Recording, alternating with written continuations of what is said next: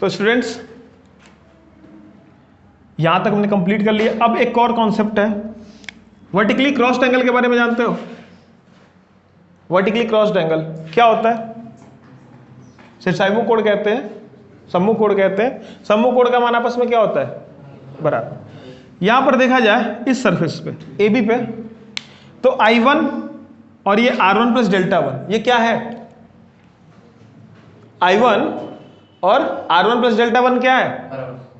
Vertically opposite angle है ना। देखो इसको सम कर दो और इसको रखो, ये क्या है? सिरसाइमु कोण है। इनका मान आपस में क्या होगा? बराबर होगा। तो पृष्ठ क्या लिखेंगे? अब डेरिवेशन स्टार्ट कर रहे हैं, हिंदी मीडियम है तो डाउट मत रखना, आराम से इंग्लिश बोलते रहेंगे, समझते रहना। पृष्ठ AB के लिए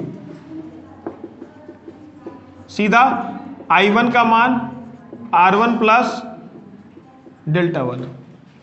उनको बोल के आना, थोड़ा बाहर निकलता हल्ला करना है तो। I1 का मान R1 प्लस डेल्टा 1 है, क्योंकि डेल्टा 1 की वैल्यू क्या निकलेगी? I1 minus R1, equation number first. यहां से एज लाइक सरफेस कहां पर? AC पर। AC वाला कौन है? ये वाला।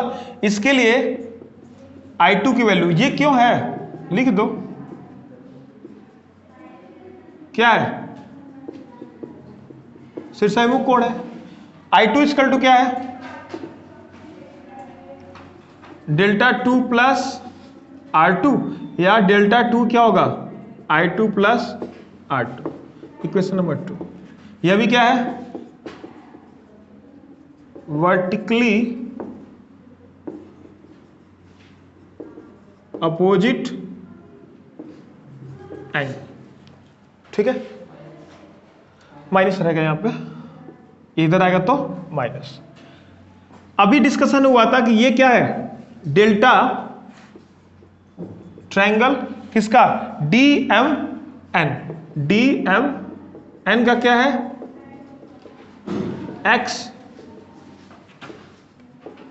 एक्सटीरियर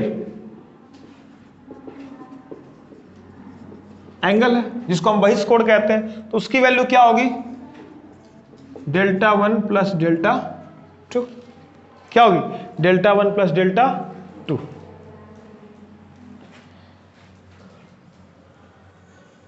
हम क्या करेंगे? डेल्टा 1 और डेल्टा 2 की वैल्यू पुट कर देंगे, उसको इक्वेशन नंबर 3 बना देंगे। अब डेल्टा 1 और डेल्टा 2 की वैल्यू कहां से आएगा? समीकरण नंबर 1 व 2 से, from equation 1 and 2। 1 and 2 value keep करते हैं। डेल्टा इक्वल टू डेल्टा 1 की value I1 minus R1 plus delta 2 की वैल्यू I2 माइनस R2। इसको थोड़ा सा और इजी कर लेते हैं। I1 plus I2 minus R1 minus R2। I1 plus I2 एक में माइनस, यहां से कॉमन करें, R1 प्लस R2 एक। ये क्वेश्चन नंबर 3 बना लो। फर्स्ट सेकेंड डेवलप हो चुका है, ये क्या है? 3। ये जो वैल्यू मैंने बताया अभी किसकी? डेल्टा की। किस पर डिपेंड करती है? प्रिज्म एंगल पर और किस पर? इंसिडेंस एंगल पर। लिखवाया भी है, समझाया भी है, R1 से कोई लेना देना नहीं है। और प्रिज्म एंगल क्या है? A है, तो हम R1 अगर R2 को हटाकर अगर A के फॉर्म में कुछ लिख देते हैं तो ये फॉर्मूला सही हो जाएगा बाय डिफिनीशन। सही होगा ना? इतना ही तो बताया गया कि अल्पतम विचलन कोण का मान किस पर डिपेंड कर रहा है? आपतन कोण पर और प्रिज्म कोण पर। ठीक, अभी आपको बताया गया समझाने के लिए कि यह क्या है? क्वाड्रिलेटरल है। क्वाड्रिलेटरल में क्या कंक्लूजन निकाले थे आप? R1 plus R2 equal to angle A। उस चीज को हम थोड़ा राइट कर लेते जल्दी जल्दी। क्या है? चूंकि बिकॉज ऑफ AMEN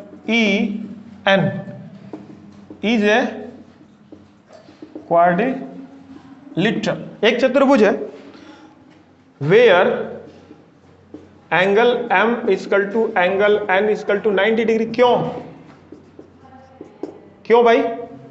परपेंडिकुलर लियो ना आप इसको। नॉर्मल कैसे होते हैं? परपेंडिकुलर्स होते हैं, तो वो क्या होंगे? 90 डिग्री। वेयर को समझने के लिए एक चिन्ह ये भी होता है अलजेब्रा में, where angle M and angle equal to 90 degree.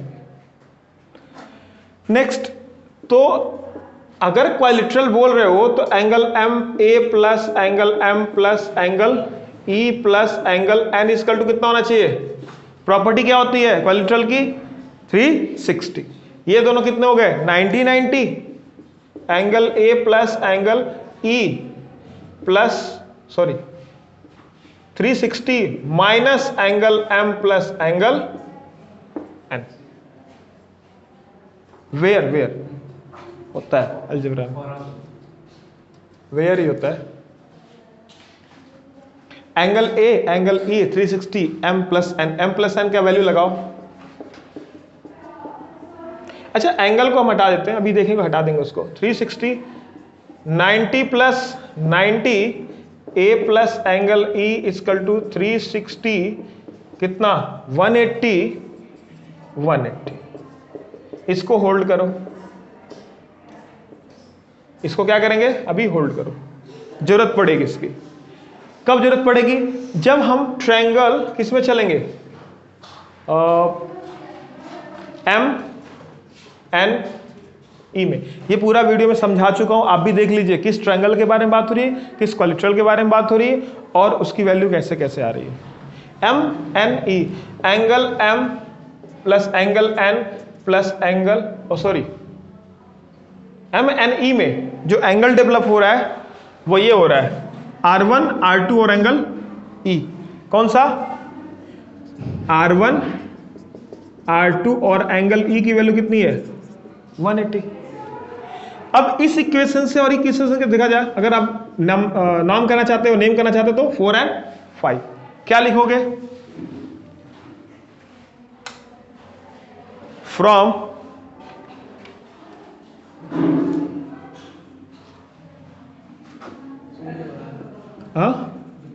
दिखाई नहीं दे रहा ना? ठीक, हम फिगर को रेज कर देते हैं।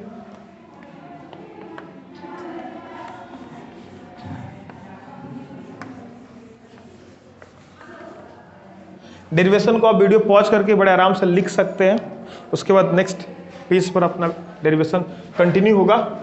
From equation 4th and 5th, 4th and 5th से क्या हुआ? क्या कंक्लूजन निकाल पा रहे हो? दोनों का RHS सेम है तो क्या LHS सेम होगा? अगर आपने लिखा है 4 and 5, 4 and 5 से क्या कंक्लूजन निकलेगा? देखो ना, 180 180 180 180 ये दोनों इक्वल हैं तो ये भी इक्वल होगा। क्या हो जाएगा? R1 plus R2 equal to angle A, और कैन से R1 plus R2 equal to A, prism angle. सीधा एंगल का नाम दे तो एंगल लिखने की जरूरत नहीं है, क्या हो जाएगा? Prism angle. Where A is prism angle. मैं पहले ही बता दे रहा हूं, वीडियो को हाई क्वालिटी में देखना पड़ेगा आपको। नेक्स्ट, ये जो वैल्यू है ए की वो कहां लगा दो? इक्वेशन नंबर फर्स्ट किधर है? 3rd में लगा दो। Keep R1 plus R2 equal to A in equation, उनको बोलना जाके 3rd क्या होगा?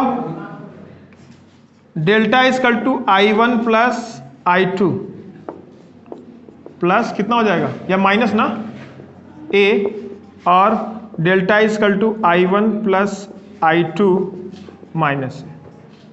अभी तक हम डेल्टा की वैल्यू निकालें, ठीक है? डेल्टा की वैल्यू आ गई। अब क्या करना हमको? मैंने हेडिंग में क्या लिखवाया था? मिनिमम एंगल ऑफ डेविएशन के फॉर्म में क्या निकालना? प्रिज्म का अपवर्तनांक। अपवर्तनांक का सूत्र क्या है? साइन आई बटे साइन आर इक्वल टू क्या होता है? स्नेल का नियम यही तो है। क्यों क्या कहते हैं? अपवर्तनांक कहते हैं। तो प्रिज्म का अगर रिफ्रैक्टिव इंडेक्स निकालने वाले हो तो प्रिज्म का रिफ्रैक्टिव इंडेक्स कांस्टेंट होगा, जिसकी वैल्यू उसके आई और आर के साइन फंक्शन के रेशियो के इक्वल होगा। स्नेल का नियम क्या है? जब किसी पृष्ठ पर प्रकाश कण आपतित होती है, इंसिडेंस होता है, फॉल डाउन होकर निकलती है, अपने पाथ से क्या होता है? डिविएट होती है, तो उसके लिए साइन आई और साइन आर का रेशियो कांस्टेंट होता है, जिसे स्नेल का नियम कहते हैं। और यही रिफ्रैक्टिव इंडेक्स कहलाता है। माध्यम 1 के सापेक्ष माध्यम 2 का the refractive index of medium 2 with respect of medium 1। इसका आप 1 and 2 स्टडी करते हो तो 1 and 2 से हमसे मतलब नहीं, हम सीधा बोलते हैं कि अगर रिफ्रैक्टिव इंडेक्स जिस बॉडी से होकर गुजर रही है उसका ज्ञात करना है, उसका फाइंड आउट करना है। तो ग्लास है, प्रिज्म किसका बना है? ग्लास का। तो ग्लास वाले आइटम का हमको रिफ्रैक्टिव इंडेक्स फाइंड आउट करना है, किसके रिस्पेक्ट में? एयर में रखा हुआ है, अजम्पशन हमने लिया था air. Minimum angle of deviation के लिए थोड़ा अजम्पशन है। क्या अजम्पशन है? जो फिगर हमारा बना था उसके ऊपर ड्रॉ कर लेते हैं। अच्छा ठीक है, ड्रॉ करने की जरूरत नहीं है, थोड़ा सा उसको समझ लेते हैं। वीडियो पॉज करके इतना लिख लीजिएगा, अभी तक डेल्टा की वैल्यू आई है। नेक्स्ट इसके हम लोग डेल्टा एम के लिए डिस्कशन करने जा रहे हैं, बस थोड़ा सा और है, मानने वाली नहीं है सब यार।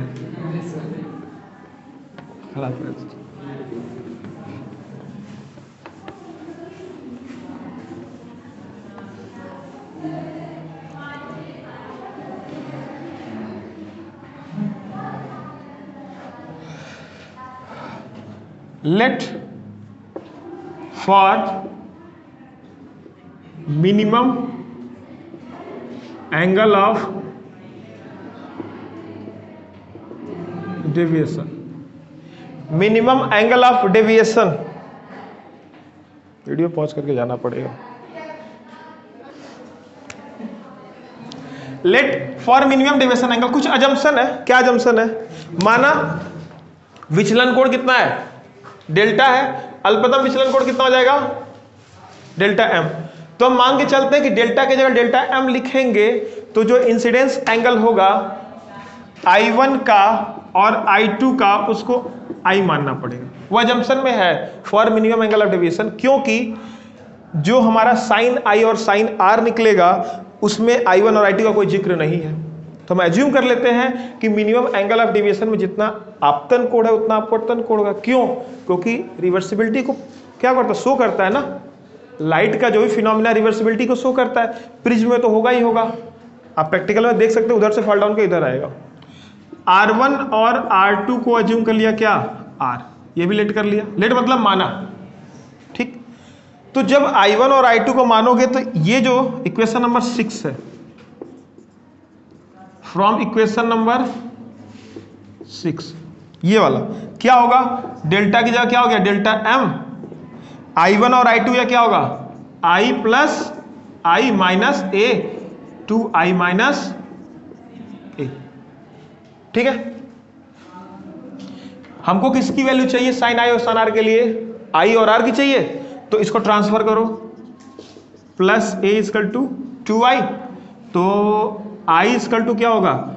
Delta M plus A by 2। इसी बात पे हम किसका निकालेंगे? एक और इक्वेशन था, R1 plus R2 is equal to क्या था? A था। यहां से किसकी वैल्यू आएगी? R की। साइन I बटे साइन R कर देंगे, हो जाएगा।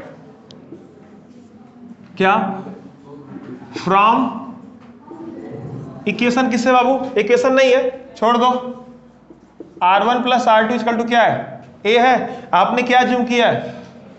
For minimum angle of deviation R1 और R2 की वैल्यू किसके इक्वल है? R के। तो R प्लस R equal to A, 2R equal to A, R equal to A by 2। क्या इसमें मिनिमम एंगल ऑफ डेविएशन आ चुका है? क्या इसमें प्रिज्म एंगल आ चुका है? इस फॉर्म में I और R की वैल्यू निकल चुकी है।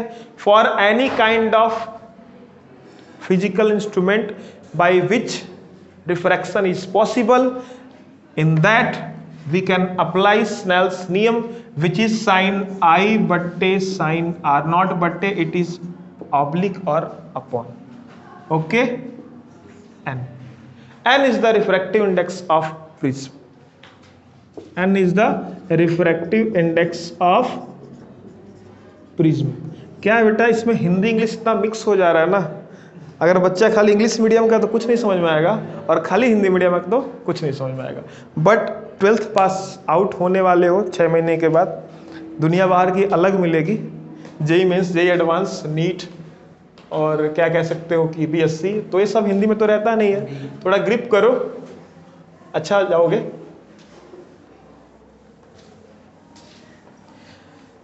Sign I by sine R किसके फॉर्मूले से है, लिख दो, स्नेल्स लॉ।